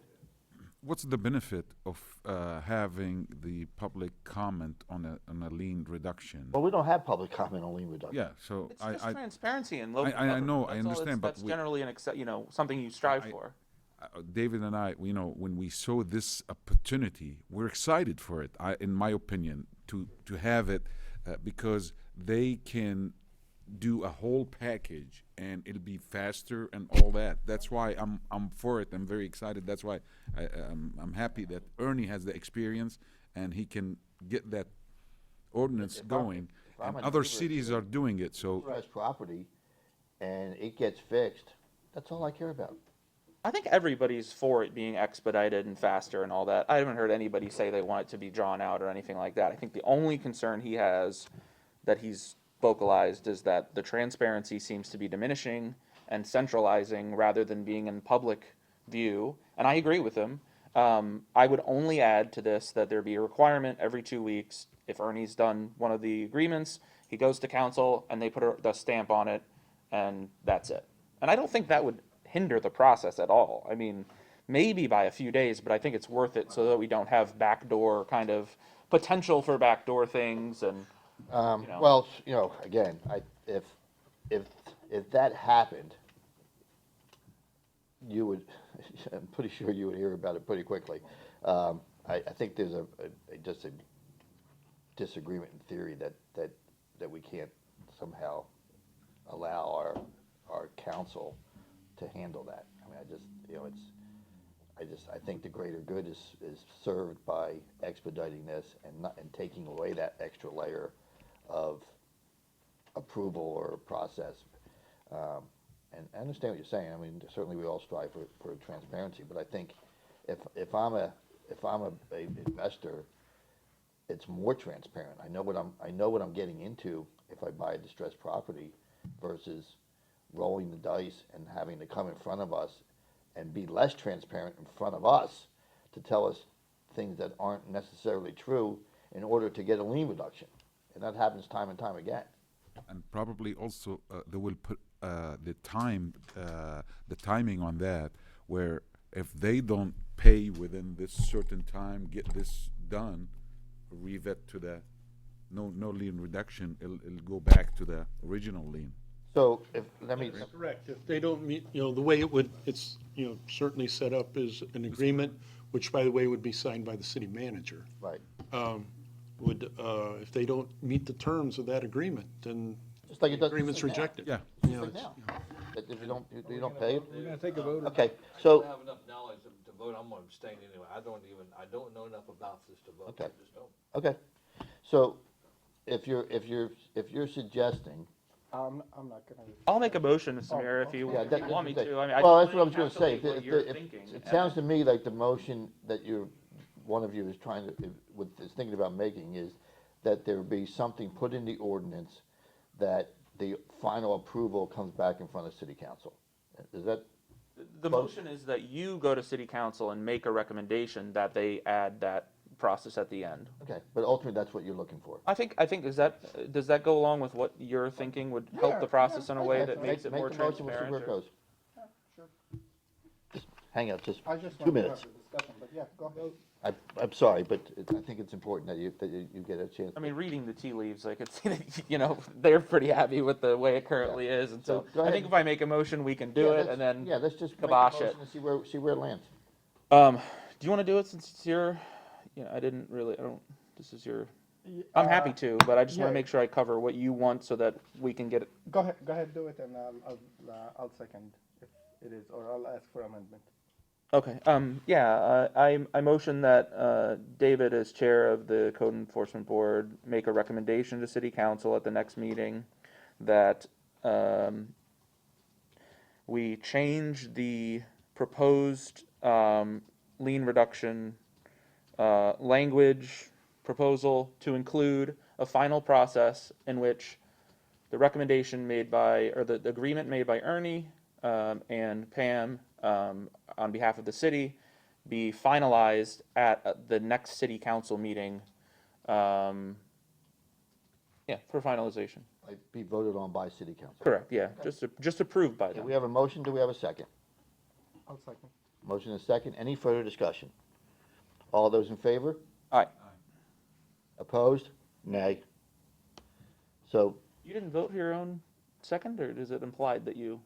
well, you didn't vote, so, Um, you didn't say yes or no. Oh, sorry, I missed it. Aye. It seemed like a, so it looks like, is it 3-2 then? Well, let's do a roll call vote. Rod, yes or no? Yes. Abstain. Abstain? No. No? Aye. Aye. Okay, so the motion passes, and I will bring it in front of council, and they'll do what they're gonna do. So, Perfect. but you should understand that I'm gonna explain to them what happened here tonight. Now, just, also, just so the record is clear, and because I just took a course on it, you guys did not talk to each other about this before tonight, correct? No.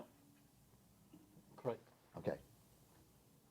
Because that would be a violation. I didn't know that we were, Okay, so neither one of you knew, I mean, So I did hear that from James this morning or this afternoon. He called me that it would be brought up in new business. okay, but and that's okay, you can talk to James. Yeah, that's You two didn't talk to each other. No. Okay, that's fine. Okay. So at the next city council meeting, I will, under under items not on the agenda, actually probably, I don't know, Ernie, should we have a, Well, they're gonna first read. I mean, I think it's gonna be a first reading, so I guess I would bring it up, under, when they ask for public comment before the first reading, I'll bring it up then. Makes sense. Yep. So, and we'll see where it goes. But once again, it's a recommendation from us, they have the power, so. Okay, anything else? Meeting, motion to adjourn? Move to adjourn. Second? Second. All those in favor? Aye. Aye. We are adjourned, thank you, I appreciate you staying. You missed her.